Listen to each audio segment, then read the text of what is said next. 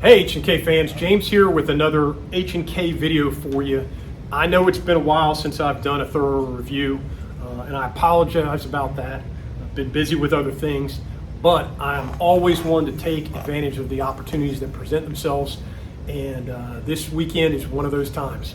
I'm here at Loft for our annual H&K Pro training event, and my good friends at H&K have brought quite an assortment of amazing weapons for us to have access to, and that gives me the opportunity to showcase the UMP submachine gun. This is one that I probably should have reviewed back when I still had one in my collection myself, but we're going to get that done this weekend here. And I've always been a really big fan of the UMP. I don't think it gets the credit it deserves for how great a weapon it is, because it's really always been overshadowed by the MP5. But we're going to take a really thorough look at this, probably more thorough than you've seen elsewhere. And without further ado, why don't you grab yourself a tasty beverage, follow me around to my impromptu workbench, and we'll dive right in. To start out talking about the UMP, or Universal Machine Pistol, we really need to kind of dive back into a history lesson to discuss what led up to the release of this weapon there at the end of the 1990s. The UMP was intended to be a replacement for the MP5 that we're all really familiar with as really the preeminent submachine gun still to this day. But this replacement for the MP5 actually started about 2 decades before, and that may be a story that I think many H&K fans might not know. Now, I've done a video that's on my channel. I'll link it in the description below. Ian from Forgotten Weapons has done another video on these weapons as well. Highly recommend you go take a closer look at these, because I don't have the time in this video to really showcase this in its entirety. But for those people who aren't as familiar with it, H&K had actually intended to replace the MP5 really at the beginning of the 1980s, and that was based off of a contract requirement that came out of the U.S. Navy SEALs, who were looking for a submachine gun to standardize across their teams and replace all of the Vietnam era and prior submachine guns they had in their inventories. H&K gave the SEALs the MP5s to evaluate, but they also created 2 new prototype submachine guns, referred to as SMG-1, and as you see here, SMG-2. These weapons were quite a divergence from the original MP5, though they still have quite a bit of metal construction. They went also with the heavy use of polymer construction. We can see here in SMG-2 polymer handguard with vertical grip. They now have a similar curved magazine design, but it's gone polymer, and then polymer on the trigger housing as well. But really the main difference on these submachine guns is that, unlike all the other weapons from H&K at the time that used the roller delayed blowback operation, SMG-1 and 2 utilized a closed bolt simple blowback operation. And that was something that obviously made the weapons easier to manufacture and less expensive.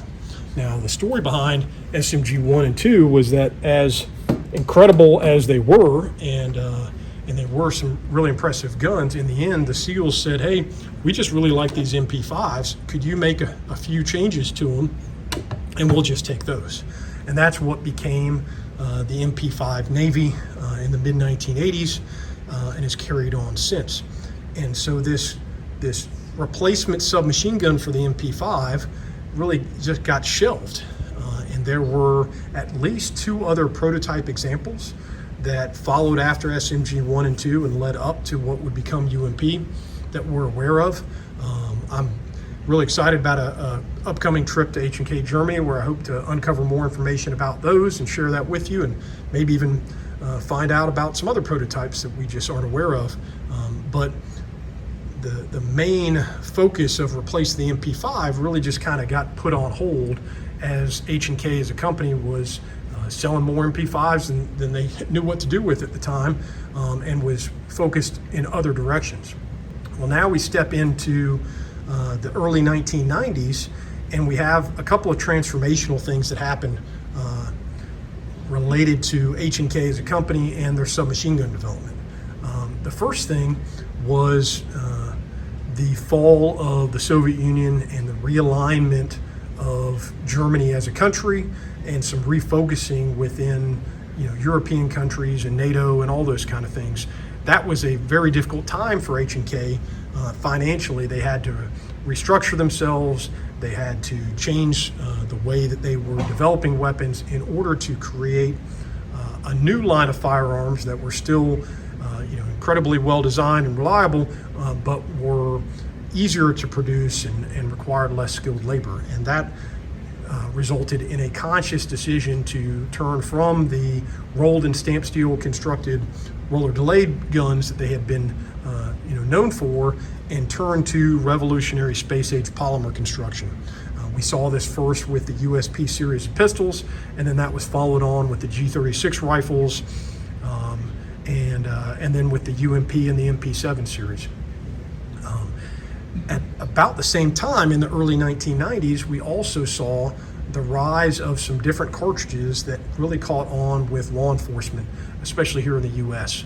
First of all, we had the 10 millimeter cartridge that the FBI was really excited about. They decided to replace their handguns for their FBI agents with a 10 millimeter cartridge. And since they already had a 9 millimeter MP5, they went to H&K and said, hey, could you make us an MP5 chambered in 10 millimeter so that we can save money on logistics and ordering, and we don't have to worry about our agents putting the wrong ammo in the wrong gun. H&K came back to them and said, yeah, hey, if you give us a big enough order, we'll build the guns for them. And they did, and that became the MP5-10. Because 10 millimeter was so similar to 40, and 40 became a new hot cartridge as well, they were able to modify that same design into the 40 caliber cartridge. You would think this would be a perfect time for the UMP to roll in and be this new weapon, but at that transformational period for H&K, they just were not ready with that weapon. They had other projects that were higher on their radar and took their focus, so they chose to modify an MP5 design into 10 and 40, which became those submachine guns. And it wasn't until later on in that decade that we would see the UMP roll out. So those were the two primary changes that we would see leading up to it. But that MP5, 10, and 40 was really kind of a stopgap. They were making that design knowing that they would be replacing the MP5 as well as all their other roller delayed guns with these new designs of polymer construction. So enter the end of the 1990s, and we see the UMP come onto the scene. The UMP, standing for Universal Machine Pistol, was designed from the ground up to be based on 3 different calibers, and the ability to order it in those or convert it to any of those calibers that you so chose. And we'll talk more about how that process works here in a few moments.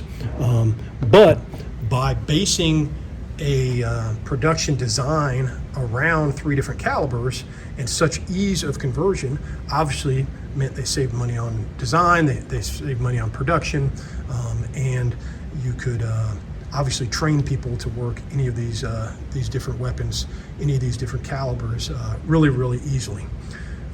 In the US, they market it really heavily with the UMP in 45, as well as 40 within the law enforcement community. It was also offered in 9 millimeter, but in the US, that was a very rare sighting. In fact, I believe that they only imported like 20 of them for initial demo purposes, and they never really caught on because there were so many agencies that already had 9 millimeter MP5s. There wasn't as much a demand for a new gun in 9 millimeter. Where we see the 9 millimeter models in much more dominance is obviously in Europe. You go to France, you go to these other European countries, you're much more likely to see law enforcement, security forces armed with UMPs in 9 millimeter. What's interesting here for our training event this weekend is H&K has brought a UMP for us to run our shoot house portion of the training, and they brought one of the very rare 9mm models. Now, on the UMPs, you can't tell what caliber is. It's not marked on the receiver. If you want to know what caliber you have, you would look at the right side at the actual bolt, which is exposed through the open ejection port, and you can see here this one's marked 9mm. From more of a distance, if I load the magazine into the weapon, you can easily identify the 9mm models because they use a curved magazine design. The 40s and 45s both used a straight box magazine design. While I'm talking about the different calibers, I'll share one more. There was never a 10mm version at the point when the UMP had been released. I think H&K had realized that 10mm had kind of died out as far as a really desirable round for any kind of military or law enforcement use. But there was interest at one point in a 357 SIG cartridge for the UMP. Just like we saw in the 1990s with the rise of the 40 being very, very popular for a law enforcement cartridge, really spurred on by the U.S. Secret Service and a few other law enforcement agencies. We also saw near the end of that decade the 357 SIG cartridge gain some real traction. And it was actually the U.S. Secret Service that approached H&K and said, hey, kind of like with the FBI, and we've got these pistols now that are chambered in 357 SIG, and we've got these MP5s in 9mm. Hey, can you build us one of these in 9mm? At that point, they were really trying to phase out the MP5s and said, hey, we won't give you the MP5, but we can build a UMP in 357 SIG, and we'll do it for you if you also buy our handguns in the same caliber. That never evolved to anything, so we never saw that cartridge come out. But this was, the same time period that you would find USP compacts, P2000s, P2000 SKs in 357 SIG. So, interesting little side story about the weapon and the cartridge. So, UMP, what is really, what's it all about? What's the design features? Well, I think as you can see from the weapon, it is heavily influenced by the polymer construction. You'll hear me say that again and again. You can't get around it. It's a really good thing. It's really well built and designed, like all the other weapons from H&K that utilize that construction. But it is definitely evident, and it's noticeably different than the design that you saw on the MP5 series that preceded it. So the other big feature is that though it is a closed bolt operated weapon, it is not a roller delayed blowback operated weapon like the MP5 that preceded it. It is a simple blowback operated weapon. Now, we've seen simple blowback operation for submachine guns all through the last century, dating back to pre-World War I and all those famous submachine guns from the MP 38 and 40, the Sten gun, the Grease gun, the Uzi, the MAC-10. Those are all simple blowback operated guns, very easy and inexpensive to produce. But all of those guns were open bolt guns. And because they were open bolt, they had some inherent challenges. First of all, if your bolt's open, well, then you've got a big open ejection port that can have all kinds of dirt and debris get inside of it. So that's not good. If you keep the weapon with the bolt closed and then open it just prior to firing, in order to keep all that dirt and debris out, well, then now you have, this manual of arms step of, charging the weapon before I can actually fire it, which isn't ideal. Any open bolt gun, you always have the concern of a slam fire. If the bolt was slipped and fell forward, it would strip around off the magazine, and you could have a negligent discharge. And then you had the great weight transfer, where if the bolt's pulled back to the rear, when I pull the trigger, there's going to be this heavy weight shift as the bolt moves forward. It's going to cause the weapon to dip, so your first round accuracy can be off. H&K was able to solve all of these related issues by creating a closed bolt system utilizing a firing pin and hammer design instead of just a detent on the face of the bolt, like you see so many other guns doing. And it's incredibly reliable, incredibly safe. So it's a unique feature of it, but because it is a simple blowback operated weapon, there is no delay system softening the recoil like you'll see in the MP5 series. So the recoil impulse on these guns is different, and we'll showcase that when I do some shooting portions here later in the video. But going from kind of back to front on the gun, the first thing you'll notice is this long skeletonized buttstock. This is obviously very reminiscent and influenced by the design of the stock from the G36. The G36 was being designed in parallel, came out a few years before the UMP, and they shared a lot of the same kind of design features and technology in that. This is kind of the best of the both worlds, in my opinion, when you relate it to the MP5. You know, the MP5 traditionally, you saw that with either the A2 fixed stock or the A3 telescoping stock like we see here. You know, a lot of guys like the A3 stock because it's short and compact. It makes the gun easier to carry and store, and it's got a high chicks dig it factor. But it's a little bit more complicated, it's a little bit heavier, and it doesn't have the access to a really good cheek weld when you're firing, so it's not the easiest, most comfortable thing to shoot with. On the flip side, the A2 stock is really, really comfortable to shoot with, but it's a little bit bulkier, it's not as compact.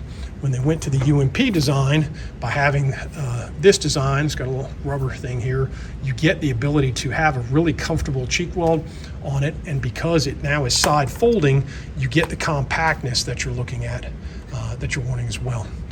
What you'll notice here, it's skeletonized here and locks up onto this tab. So you push up to release it, lift it back up, locks onto a tab in the closed position by the ejection port, and because it's skeletonized, this allows you to actually fire the weapon for it to extract and eject with the stock closed. So it's a neat feature. I think the only downside to this and the real complaint that people have is there's just one length. There is no adjustability for length of pull. So if you have shorter arms, you're wearing body armor, some people find that this stock is too long, but it's something that I think is easy to get used to and is really, really well built. Moving forward on the receiver, what you will notice is we have a different style of sights here on the UMP, and this again is based off of the G36 design. The rear sight is fixed into the receiver, and you have a adjustable sight with two different settings, one or the other. This one's been upgraded. On this cutaway, what you'll notice is the original model has either a peep aperture or more of a notch aperture, so more of like a pistol type sight or a rifle type sight that can be flipped one way or the other. On this UMP, you notice they have two peep style sights, one with a larger aperture than the other. On the front sight, you'll notice that like the MP5 design, they went with a protected hooded front post. This one is actually removable by a single pin and can be replaced. This one's been upgraded with an XS big dot tritium front sight. The original UMP comes standard with a basic black post on here. Also incorporated on the top of the receiver is the mounting points for an accessory rail. Picatinny section like you see here. This obviously allows you to mount any sort of optic or aiming device that you want onto the weapon. So now let's look at the charging handle. As you can see, like on the MP5 design, it's mounted here on the left side. On the UMP series, all of this is polymer construction now, but it operates in the same way where I can pull it back to the rear, lock it up, do my reloads, send it back forward again to go forward.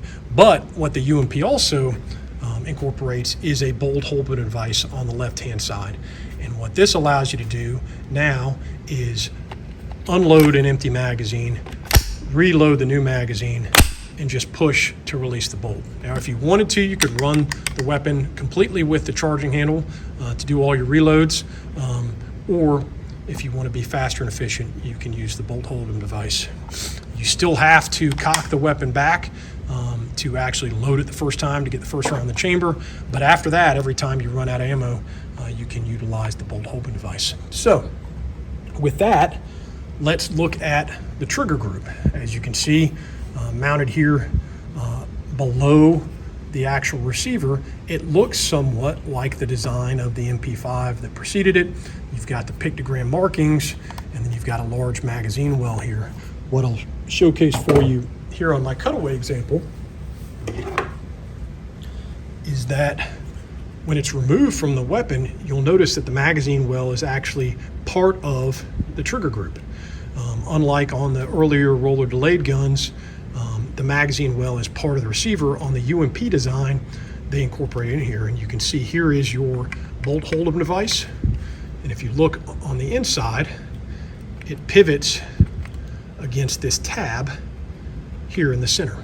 That tab works with the magazine, and specifically the follower on the back of the magazine. So as you're firing the weapon and the follower is moving up, up, up, and up under spring tension, when it gets to this endpoint and it presses and presents itself up, that causes this tab on the inside of the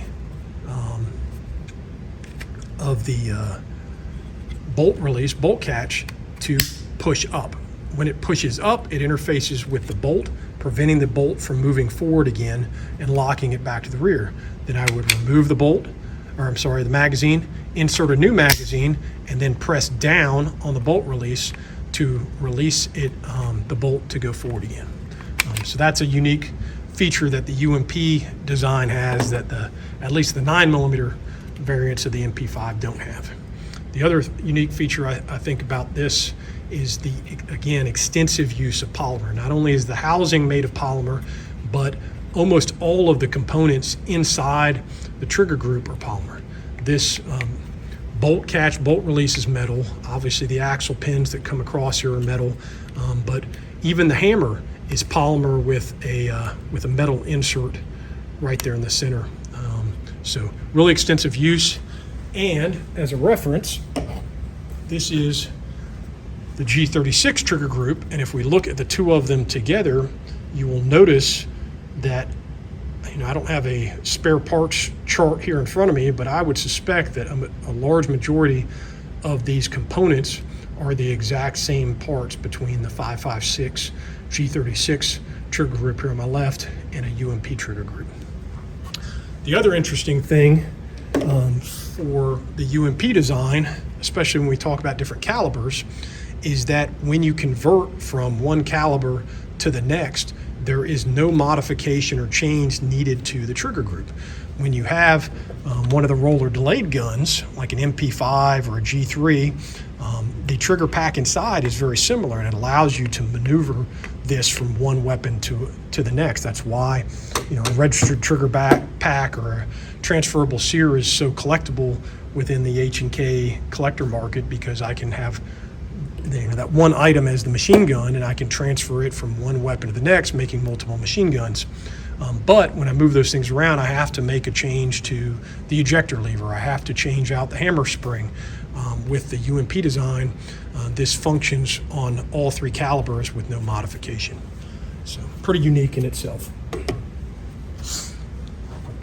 Moving forward on the receiver, you'll notice there's cutouts on either side to allow heat to dissipate, and you'll notice here on the bottom we've got a Picatinny rail section. There's actually mounting points at the 3, 6, and 9 o'clock. We only have them here at the 6 o'clock position, but that allows you to mount Picatinny sections for lights and lasers and sling attachments and vertical grips and whatnot. And this one has the optional hand stop sling mount attached to the bottom, which is pretty interesting. And then the final thing externally that I wanted to point out is the unique barrel design. So with the MP5 series weapons, we are familiar with this 3-lug barrel design, and then when they came out with the MP5 Navy, they went to a direct thread capability. So initially, back in the period of the 80s, when these weapons were coming online with the MP5 Navy series, if you wanted to mount a suppressor, you mounted it direct thread onto there. I think nowadays we see many more suppressor companies that are offering a 3-lug attachment that mounts on these points. This 3-lug design wasn't designed from H&K for suppressor mounts. It was actually designed to hold a blank firing attachment that went on there, and then later a flash hider muzzle device. It wasn't until much later that we saw suppressor companies making suppressor mounts. When they went to the UMP, they didn't want to use direct thread anymore because they understood how easy it was for it to walk off its thread. Now I've got a really hot suppressor I've got to turn back on there. So this was a proprietary design, kind of a bell curve design on the suppressor. And what it was meant to do is to work with a specific suppressor that as it would mount over, it had a latch that had a spring as resistance. And the bell shape would cause that latch to move out, and then once it got over the ledge of this, the spring tension would cause it to contract back around, and it would lock it on the suppressor. So I didn't have to rotate it on. You just literally pushed it in place, and then when you want to take it off, you pull that latch out against spring tension. You can take it back off again.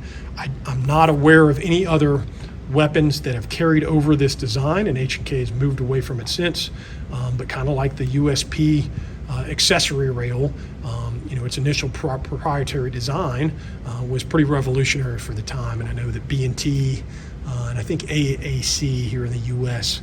Made a suppressor that worked with that. I think I'll showcase one here in a screenshot for you. But pretty neat and unique. Okay, now let's look at the weapon disassembled. If you want to disassemble the weapon, you simply take the stock and fold it over the side, and that will open up the back section. And then you'll notice that unlike the MP5s and the roller delayed guns that have multiple push pins, on the UMP design, there's only one push pin here at the rear of the receiver. And my good buddy Larry Vickers, I remember him talking about the UMP and the fact that the designers put only one roll pin on this gun, and that they must have lost sleep over that. And I think that's pretty funny when you really think about H&K designs that have preceded this. But once you remove this one pin, it allows the trigger group to swing down and hinge off of this hinge point here on the front. Then with the stock folded over to the side, you simply tip it back, and out will come the recoil spring assembly and the bolt for the weapon. And then we can set the receiver aside here for a moment, and I want to focus on the bolt. Okay. The recoil spring assembly is a kind of improved design over what we saw with the MP5. Just one big solid rod with kind of a bell shape on the end, the spring and a little buffer at the end holding it in place. And then you have the bolt itself.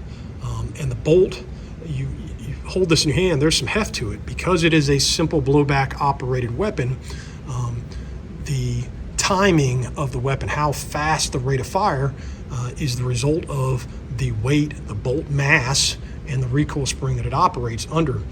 So this is really considerably heavy. It's probably the heaviest individual component of the weapon.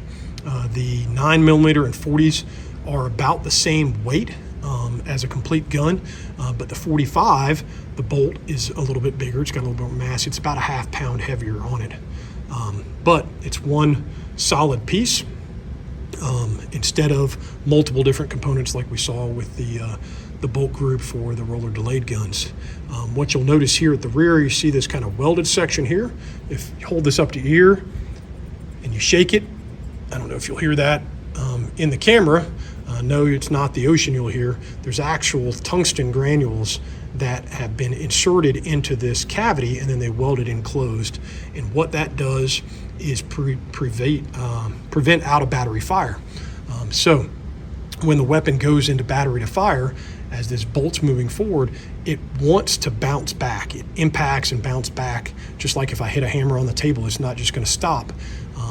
But like a dead blow hammer would work with the shifting of weight, as the bolt goes forward and slams against the chamber face and wants to move backward, immediately after the bolt impacts, those tungsten granules shift inside that chamber, and they serve as a dead blow hammer function and keep the weapon in battery. So that's a neat feature of it.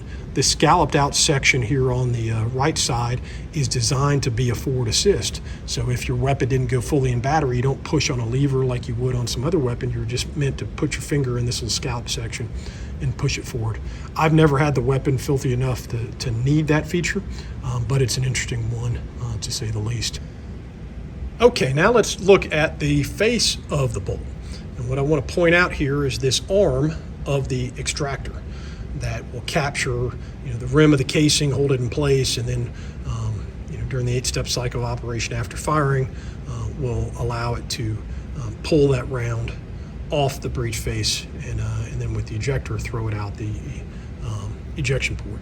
But if we follow this extractor arm, it actually extends all the way through to the back of the bolt, where you can see now it's kind of like this arrowhead design. This is actually serves a dual role as a firing pin drop safety. Okay. This is the rear of the firing pin right here. And as you can see, the firing pin drop safety sits in front of the firing pin, blocking the firing pin's impact until it is swept out of the way.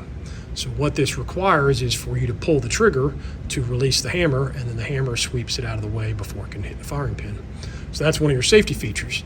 But you'll also notice that if I look here at the firing pin, it's flush. In fact, it's just a little more flush. It's not sticking out. So even if the hammer went up and impacted, it's not making contact with the firing pin. So if I turn to the left side of the bolt, you'll now notice this channel that runs along the bolt. And now I can see this exposed portion of the firing pin right here. There's an arm here, there's an arm there, and there's a spring in between. What this shows me is I have to push against this front arm, and that now exposes the firing pin out the rear. I'll release, it goes back in, I push on it, and it will now push back to the rear and allow it to be strike. So what that tells me now is there must be another safety feature that must engage the firing pin, drawing it back in order to fire. Well, let's take a look at that. That is the dual purpose role of the extractor. The ejector. So if we look at this really awesome UMP cutaway from the gray room, you'll notice that this piece right here, this metal component that is sticking on the left side of the receiver, right here with that arm, that is your ejector. It's mounted into the left side of the receiver. You can see it actually connects onto the side of the chamber with the barrel, and then it protrudes into the inside of the chamber area. Okay, and that arm of the ejector is what moves through this channel on the bolt. So as the bolt goes into battery, the ejector is sitting right in this channel. The bolt goes into battery, the ejector pushes on the front of this arm of the firing pin, drawing it back to the rear, allowing it to fire. So what that tells me is the weapon has to be in battery in order for it to fire. If it was out of battery, then the arm of that ejector would not be pushing the firing pin back to the rear. So that's a unique feature that, again, a safety feature both with the bolt and a dual feature of the ejector. Then the last feature I want to showcase on the bolt, actually two other features as I'm sitting here looking at them. One, you'll notice this hole here in the bottom of the bolt. So maybe, what is that? That's actually a gunk relief valve. And H&K has incorporated this into many of their weapons. You'll see it in all of their semi-automatic handguns. And what this is designed to do is, as you might expect, with all the firing that's going on inside the weapon, you're going to get carbon buildup inside the firing pin tunnel. And what can happen is you can get so much carbon buildup right there on the breech face that it could prevent the firing pin from moving through and impacting the cartridge. But by creating this gunk relief valve here, as carbon starts to build up there and you get the constant battering back and forth, it causes that built up carbon to fall down through that gunk relief valve and then out the bottom of the weapon. So a unique feature that H&K has adopted for most of their weapons. The other unique feature is you see this little tab here at the rear, this axle that's sticking out the left side. This is what actually serves the main purpose of holding the firing pin assembly in. If I pull this out, I can then remove the firing pin assembly and clean inside there for maintenance. But not only is it holding it in, this is also your auto trip point within the trigger group. So if I go back and I look at my trigger group again, you will notice that on the full auto weapons, here's my hammer, and this lever that sticks up right here is my auto catch. It's obviously not in the semi-automatic guns, but this is what is providing your automatic fire. It interfaces with an intercept notch on the hammer, and when released, weapons on full auto will allow the hammer to move forward when the trigger is being pulled back to the rear. The weapon gets cocked again. Every time the weapon fires, the bolt pulls the hammer back to the rear, but as the bolt goes forward, it is this axle pin that is engaging and drawing the auto trip lever, tripping it forward, allowing the hammer to reset or fall forward in fully automatic fire. So it's kind of neat that, again, they've taken one part and made it into two different tasks. Okay. So while we're talking about the bolt group, let's talk about converting these weapons from one caliber to the next. All you have to do is take this barrel pin and knock that pin out. You can drift it out from the left or the right, remove it, and then that allows you to tap from the front and your barrel will move out the back of the receiver, and with it will come that ejector. Once the barrel's out, you would then replace the barrel, line up the ejector in its little channel, put a new barrel pin in, then you would take your other bolt, be it 9mm, 40, 45, put it back in the gun. It uses the same recoil spring, and then grab the corresponding magazine for that gun, take your weapon out to the range, re-zero, and now you've got a completely different caliber in the same weapon. This is a great advantage for those organizations like law enforcement elements who may have purchased a UMP in the early 2000s in 40 and have now decided that they're going to walk away from 40 as a cartridge for their handguns, and they're thinking, well, I got to get rid of my subguns too. Well, that's not the case. If you have a UMP in 40 or 45, you can work with H&K.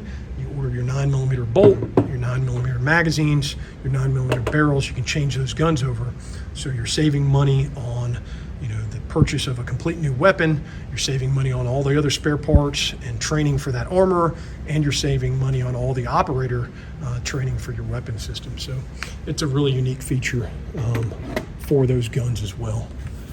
But I think that pretty much covers it from the design and functional features that I wanted to talk about with the UMP. Okay, so let's talk about one other kind of elephant in the room, which is the size of the UMP. There's no getting around that it's a bigger gun than the MP5 that preceded it. It's not that much drastically different, but when you put them side by side, you will notice that the UMP is just chunkier. It's more blocky, whereas the MP5 is a little more rounded in design. And the reason why it's bigger is obviously because they designed it around the largest caliber. And 45 requires the weapon to be bigger dimensionally than it would have been if they were just designing to be another 9mm submachine gun. But as far as weight, there's not that much of a noticeable difference in weight, even though the UMP looks bulkier. But where you will really notice a difference is when you look at the mags, especially if you look at the 9mm mags compared next to each other. Obviously, MP5 mag here on the top, UMP mag on the bottom. When people see these, they think, oh my goodness, why would you make a magazine so much bigger than it needs to be? And the reason why that is again, because based off of the caliber. Because the magazine well is integrated into the trigger group, they had to base the magazine well size around the size of the 45 caliber magazine. In 45, these magazines hold 25 rounds. Okay?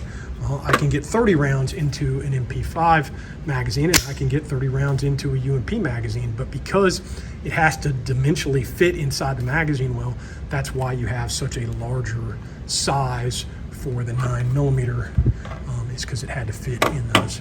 And that, I think, really only becomes a major issue when we start talking about how do we mount these magazines. I've never seen a really good magazine pouch for the UMPs. They're too big to really kind of be dual purpose and fit in a magazine pouch that was designed for some other gun. They just get kind of long and bulky, and that can be a challenging thing for some owners to use. But the great thing is they're super reliable. They work really well. Polymer constructed. They've got this nice viewable inspection window in the rear, and they are metal reinforced here along the feed lip area, so you don't have to worry about bending or cracking your polymer mags when you drop them there. I really like them. Okay, so let's finish up with some thoughts from an armorer and operator perspective on the UMP. I think the first thing that I would talk about is really the construction. As an armorer, I'm thinking about maintaining the weapon.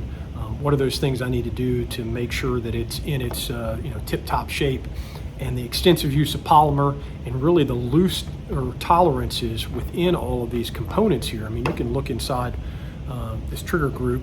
You've got a massive amount of space that's going to allow you to have much more fouling in the weapon or dirt and debris in this, and the gun's going to continue to run, where another weapon that might be a little bit more complex in its operating system and has tighter tolerances wouldn't be able to deal with that situation.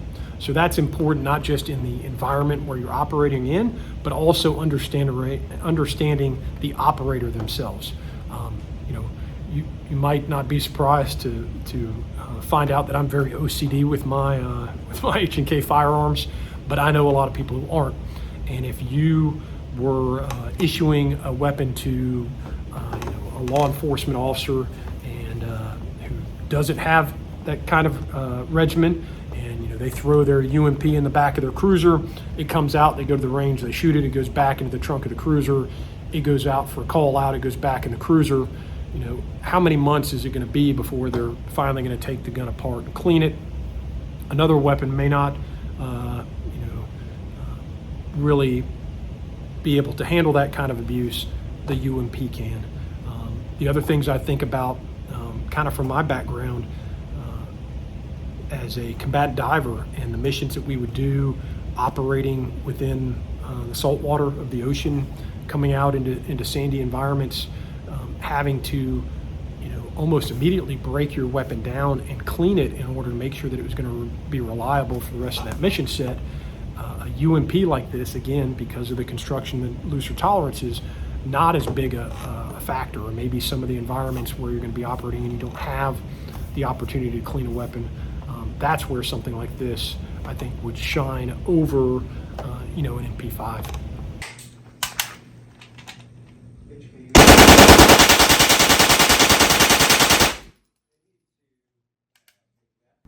So as you can see, I've changed clothes, I'm cleaned up. This wasn't just a wardrobe change for the video. I made a conscious decision to spend some extra time here this weekend with the UMP, and specifically the 9mm variant, before providing my comments from an operator perspective and the final thoughts on the UMP series. And I'm really glad I did, because this 9mm model has really changed my mind in some respects, and I'll explain what I mean by that. As we've touched on previously in the video, almost exclusively here in the US, what you're going to see in the real full auto variant UMPs are 45 caliber 40 variants. You very rarely see the 9mm. And that was the case for me. If I was doing a demo or training somewhere and operating on one that was provided to me, that's what I was getting. And at the period of time in my own personal collection, the full auto UMPs I had, they were 45 and 40. I was lucky enough to be able to get a 9mm parts kit that had been demilled, and I had that built into an SBR, but of course that wasn't a full auto gun. So I thought I had a full appreciation for each one of those until I got to really spend some time running this one on full auto, and like I said, that's changed my mind. So from an operator perspective, my previous experience with the 45 and 40 is that these guns, they can be kind of a beast in the ability to control them when we're talking full auto stuff, meaning long burst, or if you're just mag dumping it with your friends or that kind of thing.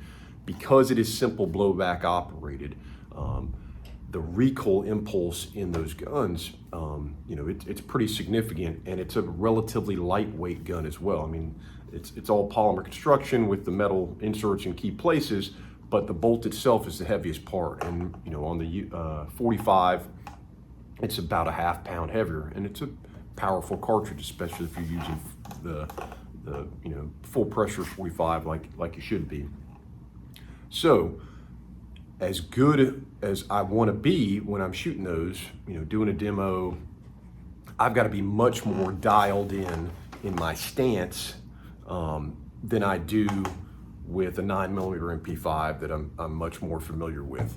And even on my best day, what we're looking at from, you know, a 30-round mag dump or 25-round mag dump in a UMP 45, it's more softball size, you know, shot group. Whereas with an MP5, I don't even have to put a whole lot of effort into it, and I can keep it, you know, within a baseball size or smaller.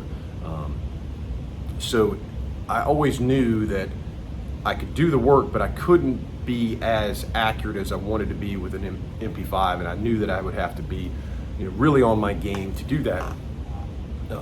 And that made it a little bit more challenging.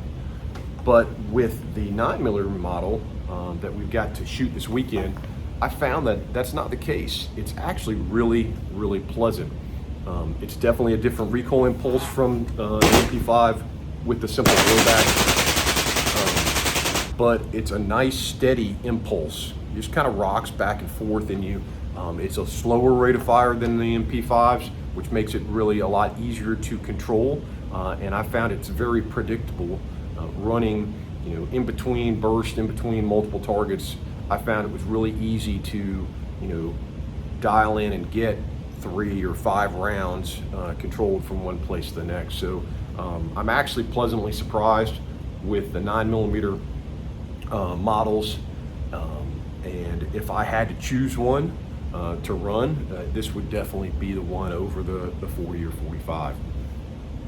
If I was running one from an operator perspective in those other calibers, there would probably be a different way that I would utilize it relative to trigger groups. And I know we've talked about, you know, the entire weapon before, but I don't think I mentioned in this video the actual selector positions for the trigger groups on the UMP. There were different options from H&K that you can order these weapons in. You know, this one here, as we can see, is in the Navy trigger group setting. So I have safe, semi, and fully automatic. The majority of the guns were like that. You also had the ability, if you were an agency that did not want full auto capability, you could order the single fire version that just has safe and semi-automatic.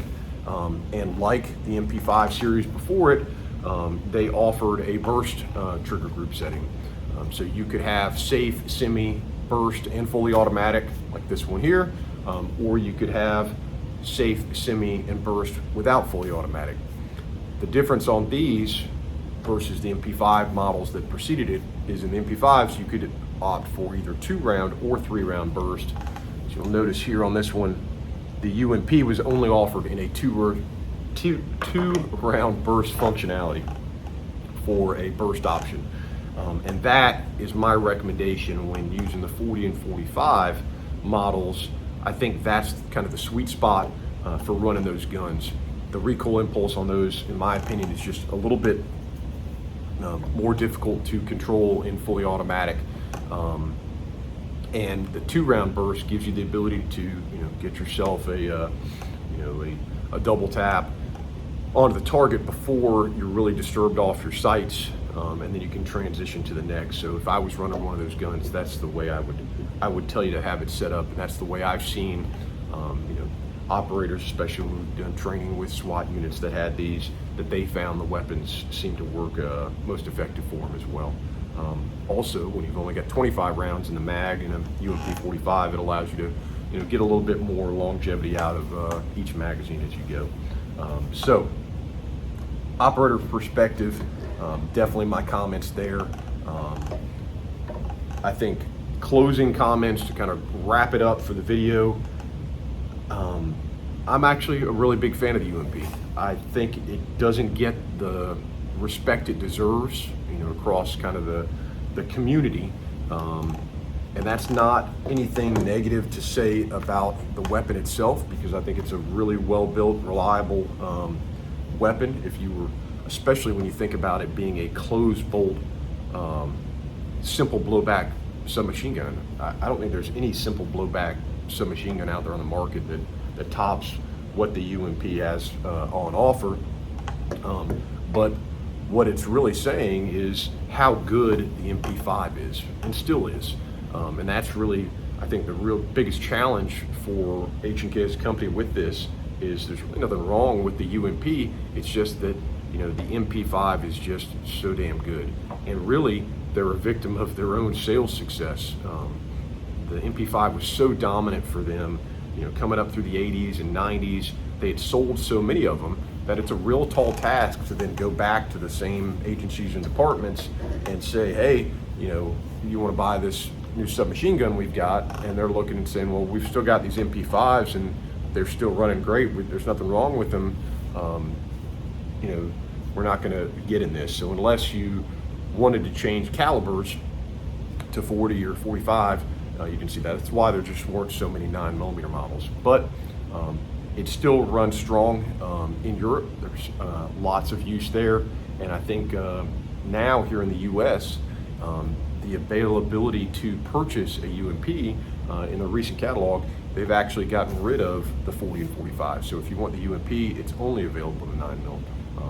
And in my opinion, I think that's actually a pretty good thing, because this one is a lot of fun to run. So with all that said, I hope you enjoyed the video. As always, I am humbled to share my knowledge and experience with you guys. If you are looking for H&K service and support or unique training opportunities, give me a shout. That's what I'm here for. Thanks, guys.